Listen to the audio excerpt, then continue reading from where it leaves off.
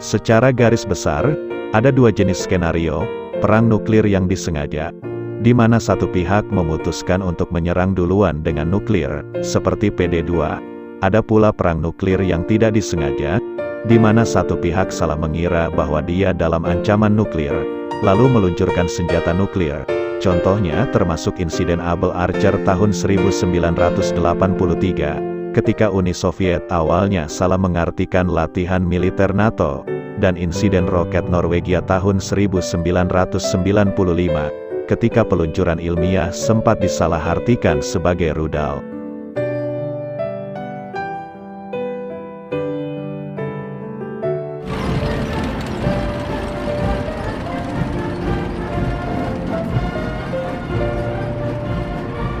Inilah sebabnya mengapa aturan pembatasan penggunaan senjata nuklir sangat penting. Kesepakatan berfungsi untuk membantu negara-negara menahan godaan untuk menggunakan senjata nuklir. Jika boleh menggunakan satu senjata nuklir, bagaimana dengan 2, atau 3, atau 4, dan seterusnya hingga terjadi kehancuran global yang masif.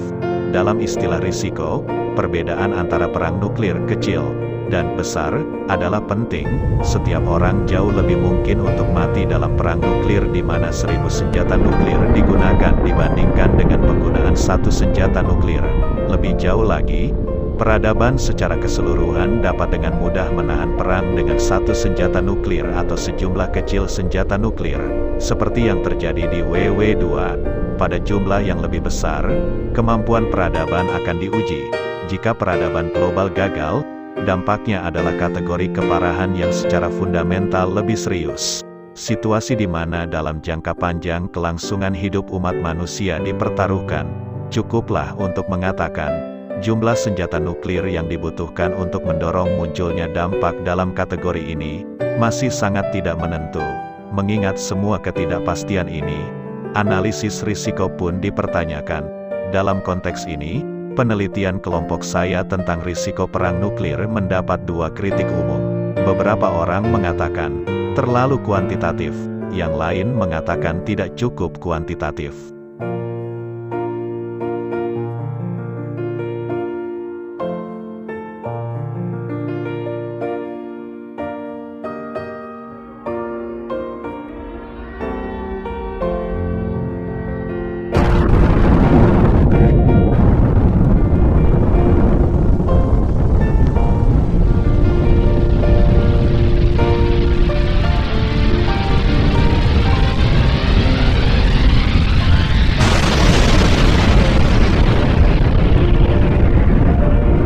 Rincian ini menentukan kerusakan awal.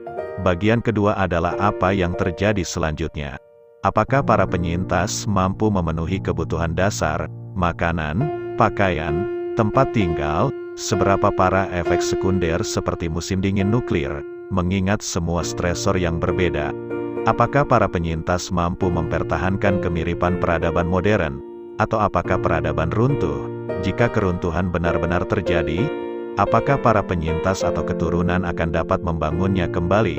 Faktor-faktor ini menentukan kerugian total jangka panjang yang disebabkan oleh perang nuklir. Setiap perang nuklir, betapapun kecil, akan menjadi bencana besar bagi daerah yang terdampak. Namun, yang membuat senjata nuklir begitu mengkhawatirkan bukanlah kerusakan yang bisa ditimbulkan oleh satu ledakan saja. Memang bisa sangat besar, tetapi masih sebanding dengan kerusakan oleh bahan peledak non-nuklir konvensional. PD2 adalah ilustrasi dari sekitar 75 juta orang yang tewas dalam konflik ini. Hanya sekitar 200.000 tewas oleh senjata nuklir. Jumlah itu sebanding dengan pemboman karpet di kota-kota seperti Berlin, Hamburg, dan Dresden. Senjata nuklir memang mengerikan, tetapi begitu juga senjata konvensional yang digunakan dalam jumlah besar. Apa yang membuat senjata nuklir begitu mengkhawatirkan adalah nuklir dibuat begitu mudah menyebabkan begitu banyak kehancuran. Dengan satu perintah peluncuran, sebuah negara dapat menyebabkan kerusakan berkali-kali lipat daripada yang terjadi di sepanjang Perang Dunia II. Semua itu dapat dilakukan tanpa mengirim satu tentara pun ke luar negeri, yakni dengan mengirimkan hulu ledak nuklir dengan rudal balistik antar benua. Penghancuran massal telah lama dimungkinkan, tetapi tidak pernah semudah ini.